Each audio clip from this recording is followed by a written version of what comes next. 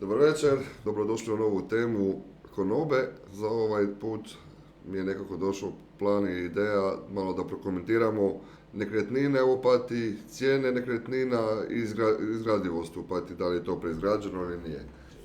Nisam, nažalost, nemam sredstava da kupim nekretninu, pa onda uopće ni ne pratim cijene nekretnina. Ali znam da... I boje.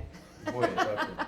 Znači znam da su cijene takve da s jednom prosječnom plaćom, odnosno četveročlana familija sa dvije prosječne plaće, sa 2600 eura mjesečno, sa dvoje djece, kad odhraniš sve, ja ne znam šta ti ostane za kredit. Tako da u Opatija, nažalost, mislim da će sve više ljudi se iseliti, da će se samo bogati živjeti u centru Opatije i... Ja mislim da se to već odavno dogodilo, da je sad ovo ostaci ostataka, što se kaže, od stanovništva Opatije, tako da mislim da je to je jedna tema koja je stvarno stara, ja bih rekla, ali da, sad smo možda dotakli onu najgoru i najkrajnju granicu, jer ova gradilišta silna koja su okolo i te rupe gdje se sve radi, kamo se sve takve, ja bih rekla čak i mastodonti grade, da je to stvarno strašno, ali nažalost je nezaustavljivo po svemu onome što čujemo, pročitamo, vidimo, tako da mislim da je to tema koja je zapravo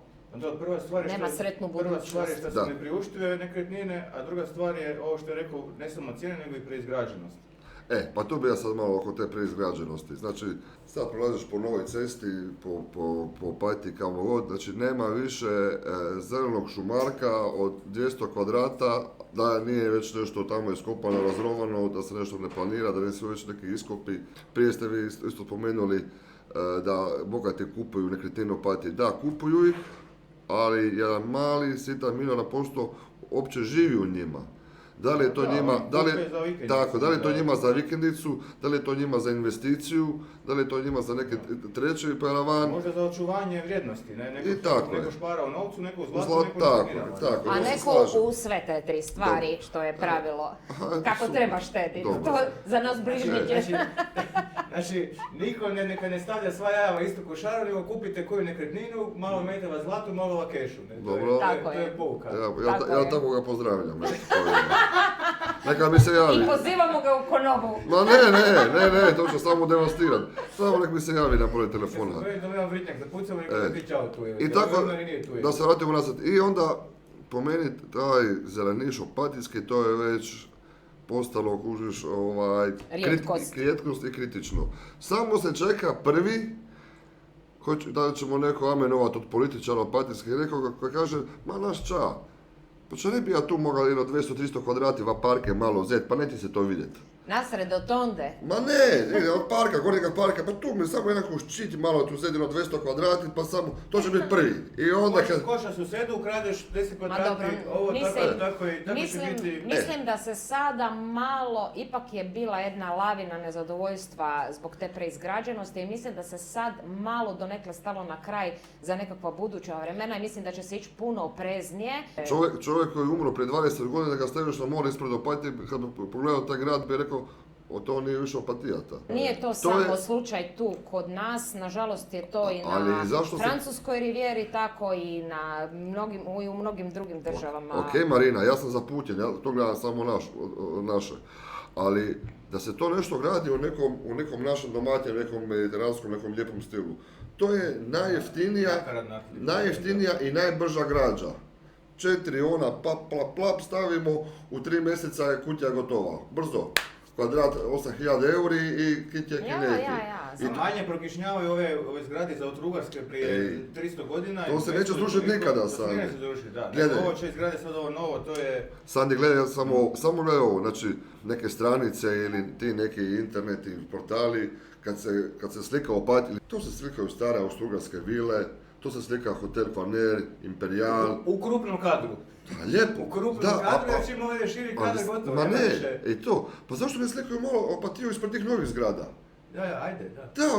Ajmo napravimo jednu Opatiju, Visit Opatija, turistička zajednica ili bilo čo ovi što delaju. Ove nove zgrade opatijske, ove kocke, ove kubo. Kubizam vlada. Prizite Opatiju, gledajte kako se lepo gradi kod nas. Ja ne znam, zadnja kućica koja je bila do nekle ova Vila Marta, pred koliko leta je to bilo? Na Čiru? Ja.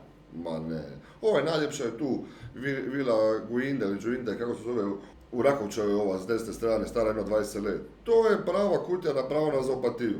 A pogledaj malo Carmen Silvu. Ma dobro, to je... Da. Znači od početka do kraja, ok, tu na početku Carmen Silve s ove strane od Ičića, Je. 5 novih zgrada. Tamo produžetak od Kositjeva tamo se skoro spojilo do iznad Tošine. Ne bi ništa rekao da u Opatiji raste broj stanovnika. Nego obrnuto proporcionalno. Broj stanova i broj zgrada, broj stambenih objekata raste, a broj stanovnika svakih ovih 10 godina kad popis pada. Samo to kod tvoje konope su zadnjih 3 godine napravljeno cirka 50 stanova plus novi hotel. Ja ću samo reći, davno je jedan moj kolega rekao da mi moramo napraviti opatijsku mafiju, koja će biti korektivni faktor i reći, ako ne budete slušali Opatijci, ćemo potopiti jedan tanker u Kvarneru, kojiš. Nećemo fijasko, pa neće biti za nikega onda. Ti stanovi novi su prazni, ih ima žive stanovnici, mislim, jesu kupeljeni pa onda niko u njima ne živi ili nisu ni kupljeni? Pa sad ne da li je kupljeno šta pored tebe? Pa ne znam ja. Pa prvi si ti sused, pa se mogu Ali malo... prazno je, znači a da li neko kupio prazno ili nije uopće... Pa samo kupio? sused na Vrhe živi. Mada, tužno je, mislim, s ovim cijenama niti neko ne može doći živjeti u Opatiju, odnosno, evo ga, 90% onih koji to kupe, njima to može biti nekakva vikendica, a oni imaju vjerovatno takvih još 10 kuća, pa ni ne stignu sve u biću godinu dana da bi malo i bili ovdje, ali evo, to nam je sudbina, nažalost, to nismo nametnuli neke stvari ni sami sebi, nego nam je nametnuo svjetski režim. Kapitalizam. Belosvetski kapitalizam. I mi smo posljednji maratonci koji trče Da, ne, počasni krug. Nažalost, Opatijac može stan imati u Opatiji samo tako što ga je naslijedio, kako drugačije. U jednom momentu, kome god zaškripi, Opatijci sa šoldima će prodati poče u Matulje ili Kastav ili nekamo i za 15-20 godina autohtoni Opatijac jednostavno će izumreti. Opatijac može imati jedan opatijski stan u Klani. Recite on glan. Da, to se može priuštiti nekako. Barem ni Kubo. Da. Onako ruralna arhitektura. Da. Niš, hvala lepa što ste nas pratili. Što ste nas pogledali, Ja. vidimo se i čujemo se uskoro. Doviđenja, bok, Zdravo. bok, Marina, bok, ti si bok. neprestana s tim mobitelom. Da.